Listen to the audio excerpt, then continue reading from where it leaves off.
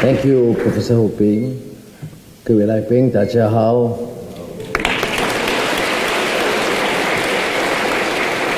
President Wong, faculty members, and students.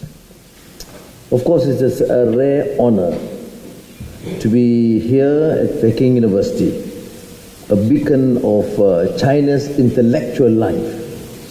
From the cusp of the 20th century to the present, this institution has nurtured generations of leaders and visionaries, poets and dreamers, builders and innovators, people who have contributed to China's remarkable journey and inspired new possibilities for the future.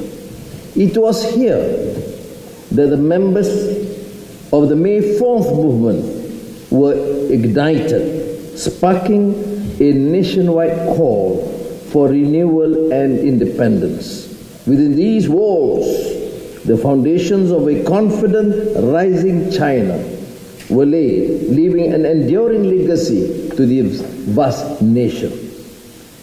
And it is from this very place that I believe President Xi Jinping's vision of a strong, democratic, civilized, harmonious, and modern socialist country by 2049 will ultimately be realized.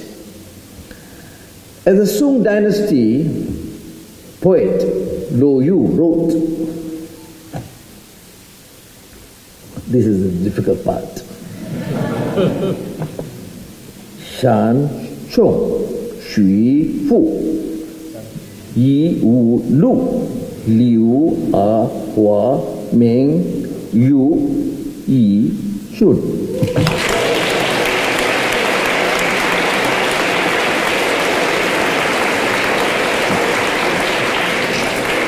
After mountains and rivers that seemed to have no end, there is a bright village amid the shade of willows and flowers. In closing and choosing to establish relations with China, we moved past the seemingly unending mountains and rivers of ideological obstacles. We made a conscious choice to step beyond past prejudices and uncertainties. What we found, on the other hand, was a place of shared purpose and partnership. Since then, our relations has deepened and matured. President Gong made that reference clearly, reaching a milestone in 2023 with the establishment of the Comprehensive Strategic Partnership. The spans of political, economic, cultural, and defense lies and embodies the trust and shared vision that binds our two nations. The partnership is further strengthened by the alignment between China's Belt and Road Initiative and Malaysia's Madani Economic Framework. The shared vision highlights our commitment to inclusive and sustainable development. The Madani Framework is rooted in the welfare and dignity of our people, prioritizing social justice, economic resilience, and sustainability. In governance, Malaysia and China are decidedly on common ground. Both our nations are united in the conviction that good governance is both a moral imperative and the foundation of prosperity. We stand together in our commitment to combat corruption and to ensure that the benefits of growth reach everyone, not just a select few. The economic partnership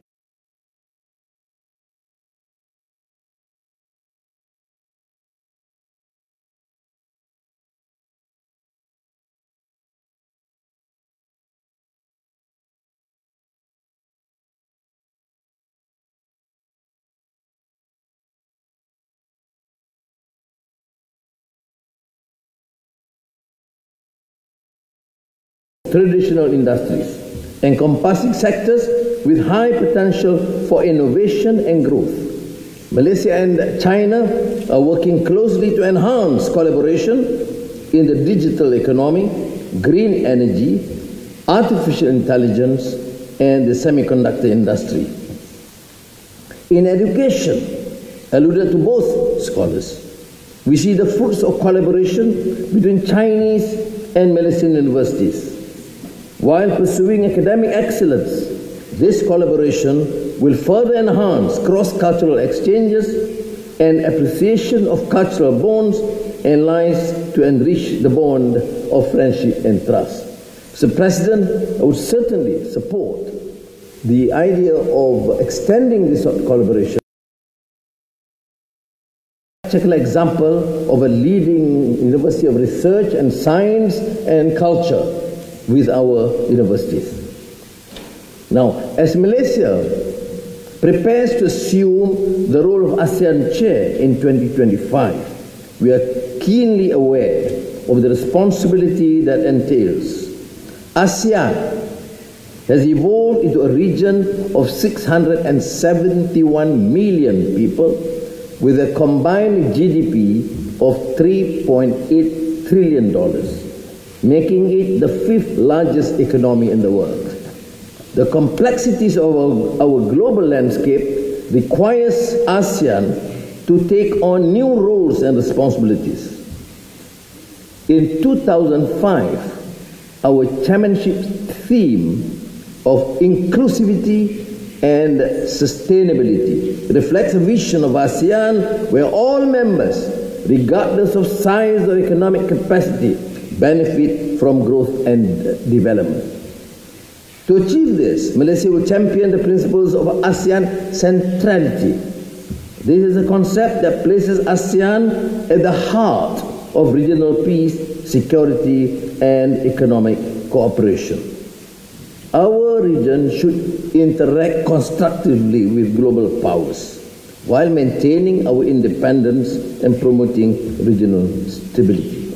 That's why we have asserted in no uncertain terms that we will not tolerate any unilateral decision that dictate other nations. And this is precisely again the reason why we will continue to engage with China as our friend and our trusted ally. Above all, ASEAN centrality can only be maintained if Southeast Asia is united and cohesive. Malaysia recognizes this, and as chair, we will work tirelessly to strengthen ASEAN's cohesion, ensuring that all voices are heard and respect that collective decision-making process. ASEAN-China relations also reflect our shared commitment to innovation and emerging technologies. No doubt, and in many ways unprecedented, miraculous in terms of the strides that China have achieved in digital transformation, AI, green energy, but more profoundly is the leadership's passion for equitable distribution, to champion the rights of every single Chinese and to cater for the welfare of the very poor and the marginalized. And this certainly will be duly explained or reflected in my meeting tonight with President Kinitv. So what remarkable progress which must be recognized. Yes, there is huge digital transformation and phenomenal success and progress economically, but it's always that passion for the right of every single citizen, and that again the phenomenal success in tackling the root problems of poverty, in particular abject poverty. Now in 2025, Malaysia will initiate a trilateral forum involving ASEAN, the Gulf Cooperation Council, 7 Arab countries, and China, which will introduce a unique dimension of ASEAN-China relations. By linking ASEAN, China, and the GCC, we can build a bridge between East Asia, Southeast Asia, and the Middle East, enabling deeper economic, cultural, and strategic ties among our regions, which will contribute to creating a shared vision for cooperation. Now, as we look towards strengthening ASEAN-China relations, it is essential that we draw inspiration from the principles that guide our cooperation. On this score, I would like to note that I am deeply moved by President Xi Jinping's steadfast commitment to fairness and justice. I made reference in my speech in Shanghai about President Xi Jinping's speech at Kazan BRICS Forum is unique in the sense, and particularly for the young, to understand that leaders not only talk about global security, global development, justice, good governance, but talking about shared future, about having the capacity and the resolve to understand the need to uplift living standards of people throughout the world. And coupling with the central issue of civilization and culture, you name me which other leader articulates the vision for the future while trying to understand civilization, values, and culture. That is why I feel certainly comfortable in exchanges with the President for his foresight and vision. I remember his address marking the 70th anniversary of the 5 principles of peaceful coexistence. President Xi Jinping emphasized that China advocates the vision of global governance featuring extensive consultation and joint contribution for shared benefit, and China believes in true multilateralism. Now, this consistent articulation of shared value underscores the imperative for a global security and prosperity. And this is contrary to what we have been told and seen, the rapaciousness, the endemic corruption and the arrogance of power, the talk about unilateralism and gross injustice perpetrated against people, and the worst, of course, if you see daily in Gaza. This vision is what the world needs. The deficit is, of course, the deficit of humanity, of values, of respect for culture and civilization. So this articulation, to me, is most opportune, considering that there is so much trust deficit, racism, phobias, protectionism, unilateralism confronting our world today. As for shared prosperity, no one can deny that China has the moral high ground to advocate the principle of shared future on account that its remarkable achievement in eradicating extreme poverty. In Malaysia, addressing socio-economic inequality has been our top priority. And these achievements are attained on a platform dedicated to the pursuit of global peace and harmony, with repeated emphasis on crucial importance of a society rich in culture and ethnic diversity. Now we need therefore to work together to build a deeper, more mature partnership, one that celebrates achievements and values open, constructive dialogue.